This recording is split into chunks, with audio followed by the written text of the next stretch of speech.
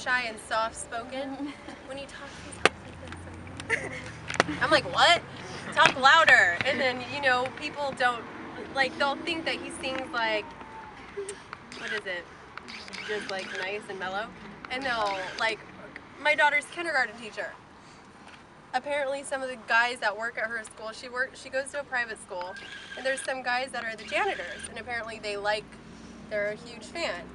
And so on her desk it has her name, so they kind of put two and two together.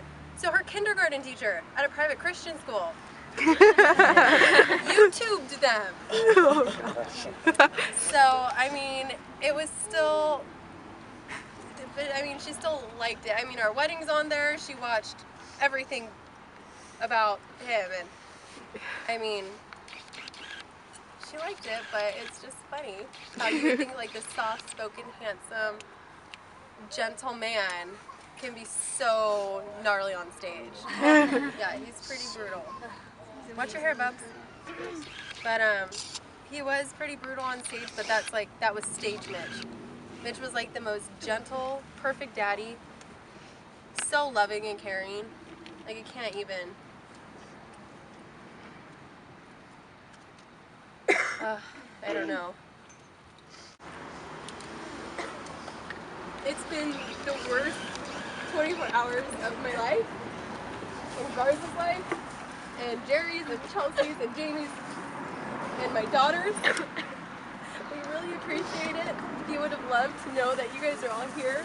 He loved his fans more than anything, and it's really appreciated. Thanks. Whether he was your hero, whether he was your family member, or whether he was your friend, know that he made his life count. And he did more stuff in the short time that he was here than most people do in their entire life. He's an alcoholic, and it's been a big battle. And I tried to stop him. I was in front of him begging him not to leave the house. Begging him. Like, just seriously, for us, don't leave. And he did. And this is what happened. I mean, it's a wake-up call. He's an amazing man. He's a wonderful father and a great husband. And now he's going to miss out on watching Kenna grow because he decided to drink and drive. Just don't. Just think before you guys do something stupid. Please learn from this. Please.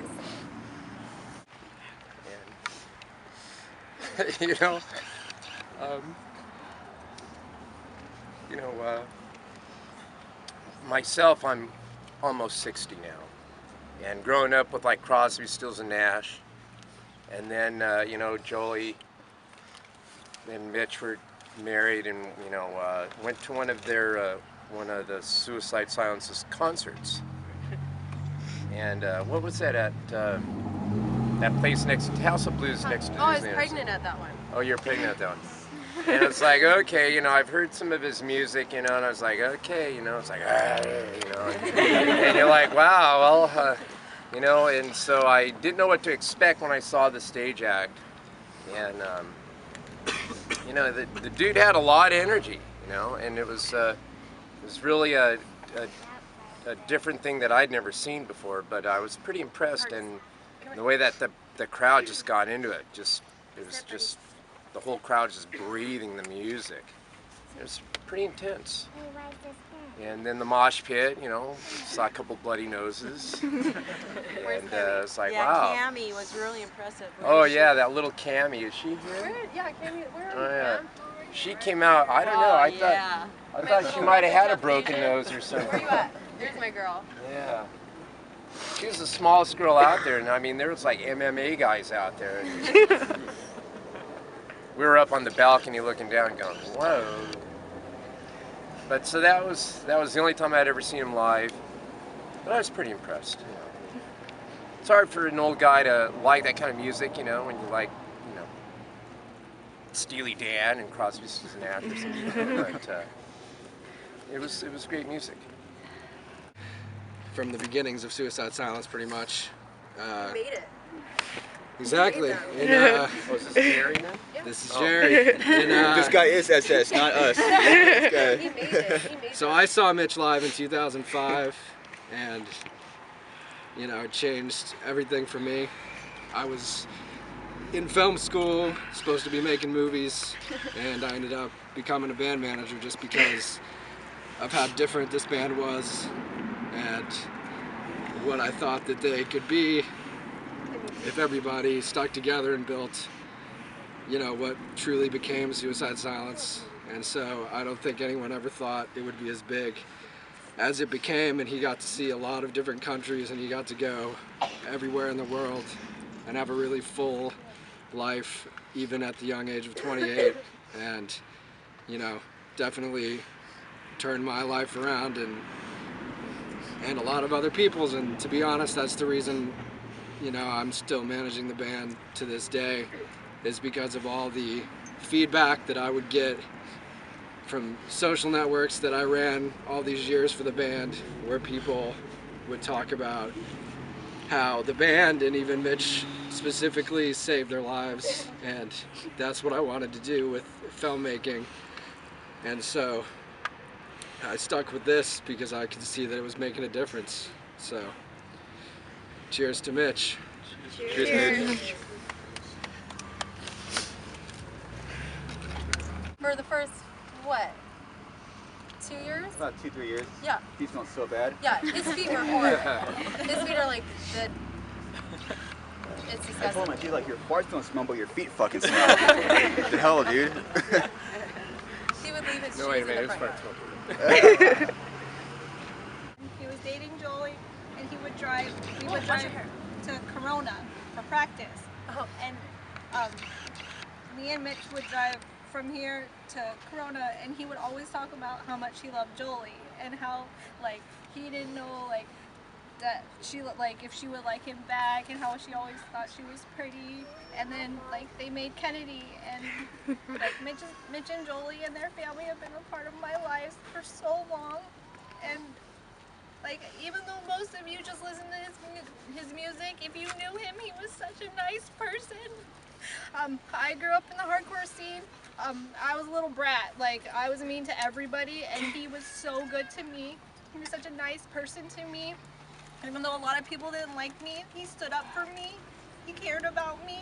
He cared about so many people in the scene, in his family. He loved all of you just as much as you love him.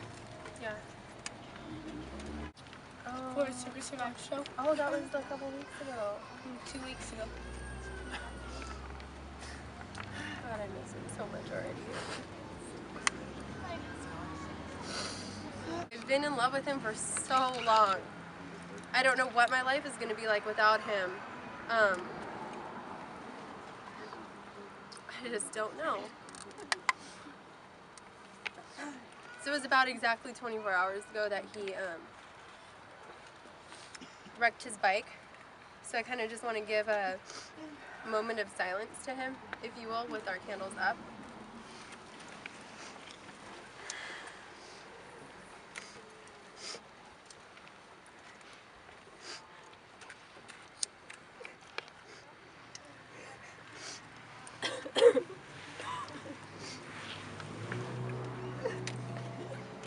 I was lucky to have given birth to him, and from the time he initially came out, he was screaming. When he was in his toddler years, we didn't know it at the time, but he had anxiety, and the only way he knew how to release it was by screaming. And he would ride up and down on his big wheel with his brother, Clifford. And he would just sit there and he would scream at the top of his lungs. Neighbors were annoyed by it, even the grandparents were annoyed by it, but his father and I just knew that it was just him, and that was just Mitch. And for him to go from that stage into becoming a very shy young man Jolie. that didn't have a whole lot of confidence.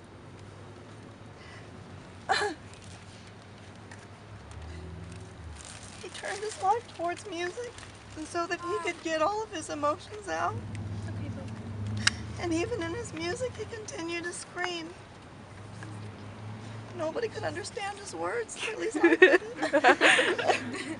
I didn't understand the music. I knew it was fast. I could bob my head, but God, I could not understand a single word of it.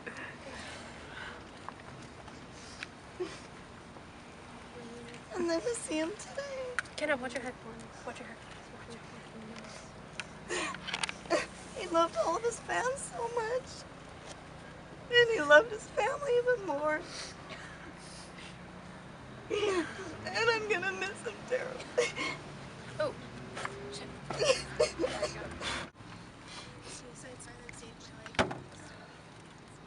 That's awesome. I totally, you know, I mean, coming from, we're just like you guys. We're just like you guys. I'm a 28 version of all of you little 15-year-olds. I mean, I totally respect and I love that you guys are here and you do shit like this.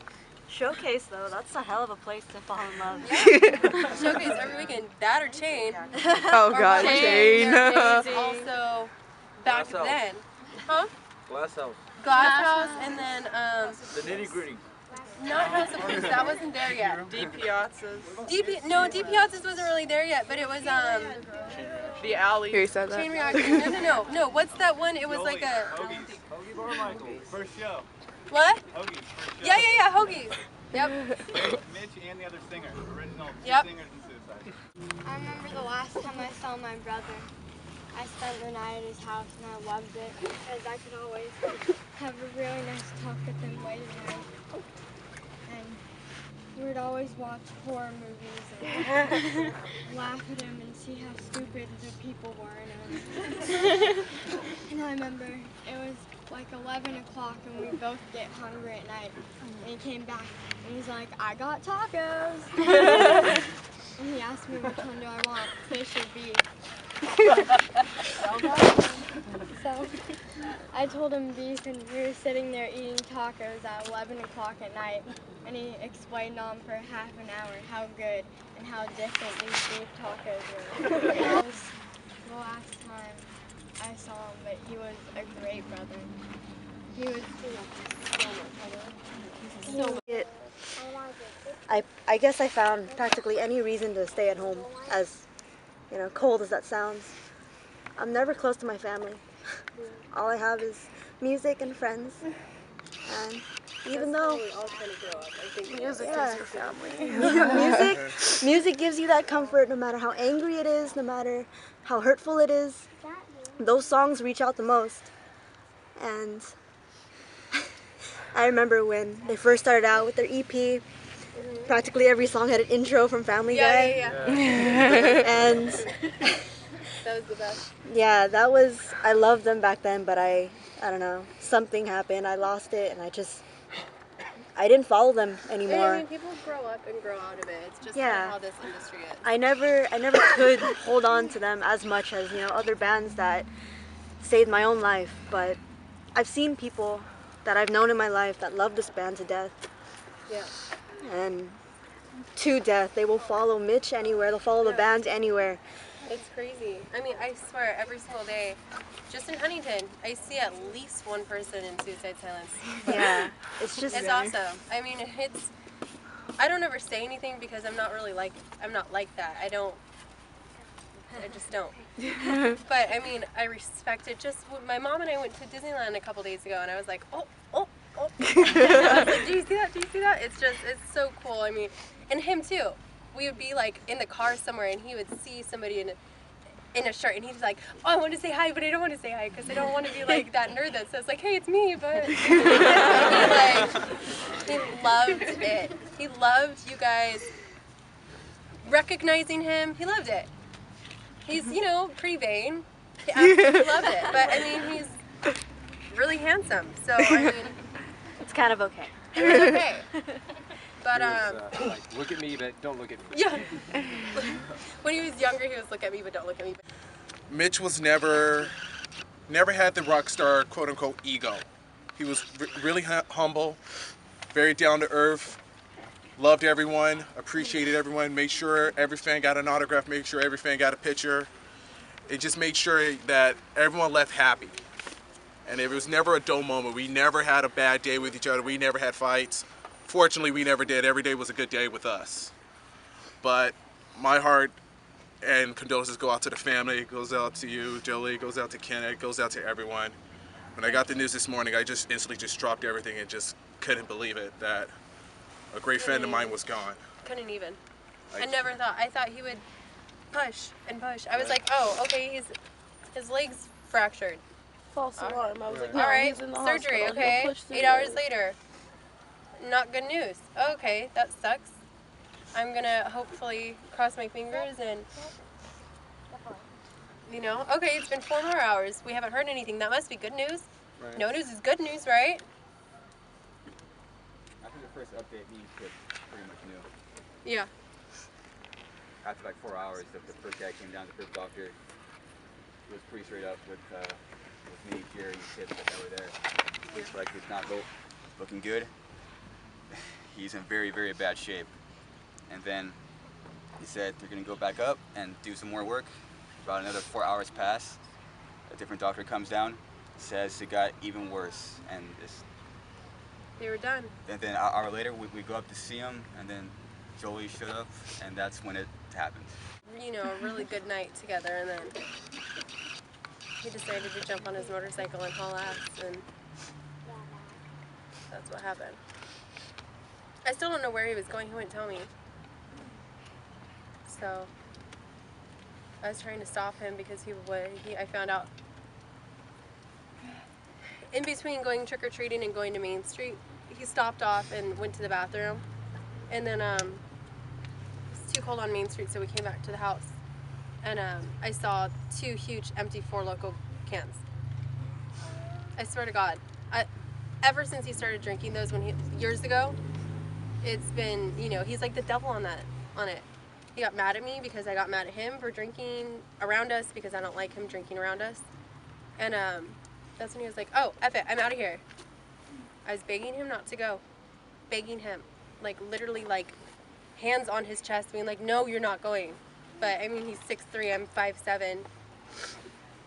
Kind of just goes like this, and he's out the door. So, we live right there. We live about a mile up Main Street. He just took off. I followed him. And at that light right there, the second it turned green, he gunned it. Like, seriously, as fast as he could. And I went, where the fuck did he just go? He disappeared until I drove past his body laying right here and his motorcycle 50 yards down.